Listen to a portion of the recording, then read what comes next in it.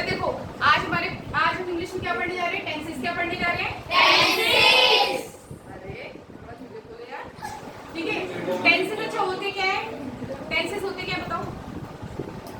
Tenses वही जो हमारे टेंसेस वो चीजें होते हैं जो हमको बताते हैं कि हमारा काम कितना हुआ है और किस टाइम में हुआ है। हमारा काम क्या हुआ है, किस टाइम में हुआ है। डेफिनेशन पढ़ो।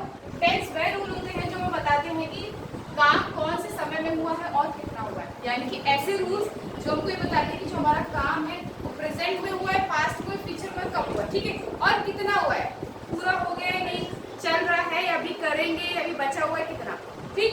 इस चीज की इंफॉर्मेशन को कौन सा रूल देता है? टेंसेस। वह रूल जो हमको ये बताते हैं कि हमारा काम कितना पूरा हुआ है और कौन से समय में पूरा हुआ है। इसको क्या कहते हैं बेटा? टेंसेस, ठीक है। टेंस की इंग्लिश में डेफिनेशन क्या बोलते हैं हम लोग? What are tenses? Tenses tell about the time and work. बताओ कर्म टेंस क्या? हमारा कार्य है ना, हमने जो एक्शन करा है वो किस टाइम में हुआ है और कितना हुआ है, ठीक है। उनको क्या बोलते हैं हम? टेंसेस। अब देख लो टेंसेस में टाइम को मैंने किन चीजों में डिफरेंस किया गया है? Present, future. इसमें किया गया है पास्ट, प्रेजेंट, फ्यूचर। इसमें वर्क को चार चीजों में, चार टाइप में कैटेगराइज किया गया। पहले क्या है? इंडेफिनिट, कॉन्टिन्यूअस, परफेक्ट, ठीक है। अब हर एक टाइम का, यानी कि पास्ट है तो पास्ट के चारों टाइम हो सकते हैं, ठीक है। यानी कि जो काम हमने पास्ट में किया है वो इंडेफिनिट भी हो सकता है, कंटिन्यूअस भी हो सकता है, परफेक्ट भी हो सकता है, परफेक्ट कंटिन्यूअस भी हो सकता है। जो काम प्रेजेंट में करा है वो भी चारों हो सकते हैं, जो काम फ्यूचर में करा है वो भी चारों हो सकते हैं। वो भी क्या लिखा है? इंडेफिनिट। क्या लिखा है? इंडेफिनिट, ठीक है। इसमें जो पास्ट में क्या पहले के इंडेफिनिट है ना, इंडेफिनिट का मतलब क्या होता है? अनिश्चित। डेफिनिट का मतलब क्या होता है? जो चीज हमको क्लियर है, हाँ ये चीज होगी, है ना, एग्जैक्टली जो चीज है। इंडेफिनिट का मतलब जिस चीज का कोई डिसाइड नहीं है, अनिश्चित है वो चीज है, ठीक है। तो वो कौन से टेंसेस होते हैं? Indefinite tenses. कौन से होते हैं? इंडेफिनिट। यानी कि उसमें हमारे पास जितने भी सेंटेंसेस होंगे वो सारे क्या हमको यही बताएंगे कि हमारा काम अभी जो है इंडेफिनिट है, वो पूरा नहीं हुआ है। हमको कंफर्म ही नहीं कि वो काम होगा भी या नहीं होगा, अनिश्चित है, अनसर्टेन है, ठीक है, अनसर्टेन है। अगला क्या बेटा? कंटिन्यूअस। कंटिन्यूअस का मतलब लगातार। कंटिन्यूअस का मतलब लगातार। कि जब कंटिन्यूअस टाइम की बारी आएगी तो हमें क्या बताएगा कि जो आपका वर्क है वो लगातार चल रहा है, कंटिन्यू चल रहा है, ठीक है। नेक्स्ट क्या है? Perfect tense. नेक्स्ट क्या है? Perfect tense. परफेक्ट के नाम से पता चल रहा है कि वो काम जो हमारा हम कर रहे थे वो हो चुका है, एग्जैक्ट हो चुका है, करेक्ट हो चुका है, बिल्कुल परफेक्टली वो काम हमारा हो चुका है, ठीक है। परफेक्ट टेंस के अंदर यानी जितने सेंटेंसेस आएंगे हर सेंटेंस में हमको यही क्लेरिफाई होगा कि जो भी हमारा काम था वो हो चुका है, ठीक है, परफेक्टली हो चुका है। अगला क्या है? Perfect continuous. ये फालतू में दिया गया लेकिन हमें इसे पढ़ना पड़ेगा, ठीक है। क्या है अगला? परफेक्ट कंटिन्यूअस लास्ट में। अब देखो इसमें एक चीज, देखो इसमें ये भी हो सकता है, ये कह सकते हैं ना कि चीज परफेक्ट भी है, यानी कि एक तरफ तो हम कह रहे हैं कि हमारा काम हो चुका है बिल्कुल परफेक्टली, दूसरी चीज आगे हमने क्या लिखी? कॉन्टिन्यूअस। क्या देखिए हमने? कि हमारा काम चल भी रहा है। पहले कह रहे हैं कि काम हो गया परफेक्टली, देन उसके बाद क्या करें? काम चल भी रहा है, ठीक है। तो दोनों चीज आपस में क्या मैच खा रही है? नहीं। ये चीज दे तो दिया हमको ग्रामर में, लेकिन पढ़ना पड़ेगा, ठीक है। एक और चीज देख लो, फॉर एग्जाम्पल पे अगर मैं आ जाऊँ कि टेंसेस की एग्जाम्पल जैसे क्या लिखा है? She does not try. She does not try. She does not try करके क्या होगा? वह कोशिश नहीं करी। डज नॉट है, क्या है? Does not. देखो अभी तुमको कराऊंगी ना आगे प्रेजेंट, पास्ट, फ्यूचर में जो चारों टाइप्स कराऊंगी ना, तुम्हें इनकी पहचान बताऊंगी। ता है, ती है, ती ही, किसके होते हैं? Present indefinite. किसकी होती है पहचान? Present indefinite. कि अगर हिंदी सेंटेंसेस में ता है, ती है, ये सब आएंगे तो किसकी पहचान होती है बेटा? Present indefinite. अभी आगे बताऊंगी, ठीक है। कि कौन सा टेंस हमारे पास? प्रेजेंट इंडेफिनिट, नेगेटिव वाला है, ठीक। अगला क्या है? Do you play. क्या तुम खेलते हो? पूछ रहे हो क्या तुम खेलते हो? डू यू प्ले पास्ट किसमें आ रहा है? डू कौन से आदमी का? इसमें पास्ट में, प्रेजेंट टेंस का आ रही है पास्ट। नेक्स्ट क्या है? Present. We does not understand English.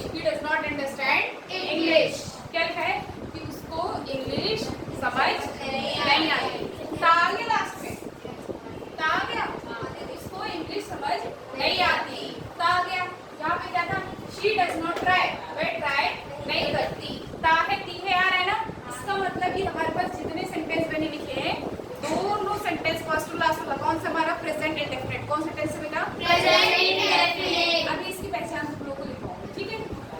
इस पे देखो यहाँ पे आ जाओ कि अब हमारे टेंसेस में जो भी सेंटेंस की फॉर्मेशन होगी, हम टेंस में जो भी सेंटेंस लिखेंगे, पहले तो सेंटेंस टेंसेस हमें पढ़ना ही क्यों है, ठीक है। पहली बात तो ये टेंस हमको पढ़ना ही क्यों है, पढ़ना इसलिए है ताकि हमारे पास एक रूल ऑफ स्ट्रक्चर रहे, ठीक है। रूल ऑफ स्ट्रक्चर है, एक रूल्स का हमारे स्ट्रक्चर है पूरा सेट रहे, जिससे ये पता लगा सके कि अगर कोई हमसे बोल रहा है कि मैंने काम किया है नहीं किया, तो हम ये पता लगा सके कि उसने वो काम कब किया था, प्रेजेंट में किया, पास्ट में किया, फ्यूचर में किया और कितना किया और कितना किया। इन सब चीजों की पहचान हम तभी कर पाएंगे जब उनको किसकी नॉलेज होगी, टेंसेस की, ठीक है। अरुण भैया गाड़ी भूल गए आज अपनी मिस्टर इंडिया वाली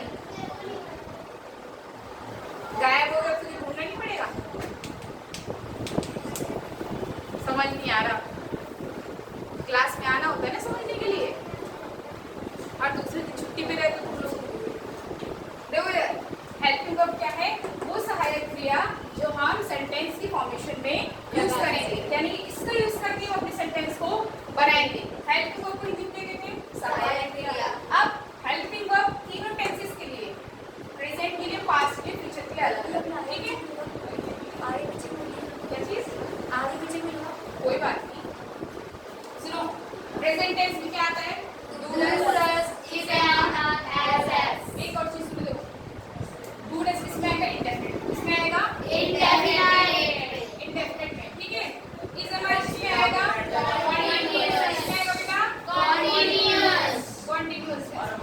हैज आ जाता है परफेक्ट में, किसमें आ जाता है परफेक्ट में, ठीक है। अब परफेक्ट की एक और रूल है परफेक्ट कंटीन्यूअस, उसमें क्या हैज के साथ इन आ जाएगा, क्या आ जाएगा बीन आ जाएगा, ठीक है। अगला आ जाएगा पास्ट टेंस में बीन किसके साथ आएगा, पास्ट इंडेफिनिट, ठीक है, यानी कि इंडेफिनिट में आएगा, क्लियर है। अगला देखो वाज में किसमें आएगा कॉन्टिन्यूअस। नेक्स्ट आ जाओ, नेक्स्ट क्या है हैड, हैड किसमें आ जाएगा परफेक्ट, ठीक है, क्लियर है पक्का। खाना खा के नहीं आया लगता है, खाऊं मैं डंडा खाऊं क्या, समझ आया पक्का, पूरा पक्का पूरा पक्का। देखो इधर देखो, विल शैल किसमें है, फ्यूचर टेंस में, ये किसको यूज होते हैं, इंडेफिनिट में, किसमें यूज होते हैं बेटा, इंडेफिनिट, ठीक है। अगला क्या है मेरे पास, will have, shall have, will have और शैल हैव, ये किसमें आएंगे, देखो जहां हैव आ गया वहां समझ जाओ कि क्या परफेक्ट का हमारा क्या है परफेक्ट, समझे। तुमको इसमें कॉन्टिन्यूअस क्या होता है, इसमें कॉन्टिन्यूअस में क्या होगा, फ्यूचर टेंस की है। अगर मैंने बोला I will be learning English classes, I will be learning English classes, यानी कि जो हमारे इस एमआर होते हैं, जो हमारे इस एमआर होते हैं फ्यूचर टेंस में सेम रहते हैं, ठीक है। यानी कि ये जो इस एमआर है जो यहाँ कॉन्टिन्यूअस में लग रहे हैं सेम उनके कहाँ पे आ जाते हैं फ्यूचर टेंस, यानी फ्यूचर टेंस के जो कॉन्टिन्यूअस है उसमें भी क्या आता है इस MR. I will be learning, I will be learning English class, आएगा ये बताओ, आएगा तुम लोगों ने पढ़ा हुआ ना पहले, बताओ ये बताओ मैंने सही बताया गलत, पढ़ा हुआ है पहले पढ़ा हुआ है ना, तो इसकी कॉन्टिन्यूअस में जाएगा बताओ। अच्छा जो मैंने बताया वो गलत है सही है बताओ, हमें पता ही नहीं है क्योंकि हमने पढ़ा ही नहीं है, पढ़ा भी है तो हमें याद ही नहीं है। फ्यूचर टेंस में इसमें सेंटेंस क्या बोला, I will be learning English classes, I will be learning English classes, ठीक है। इसमें क्या आ जाता है, जो भी हमारी हेल्पिंग वर्ब होगी ना, जो भी हमारी हेल्पिंग वर्ब उसमें क्या आ जाएगा, आई क्या आ जाएगा बेटा, कैसे भी आ जाएगा, क्या आ जाएगा ठीक है, बी आ जाएगा। I will be learning English class today, I will be learning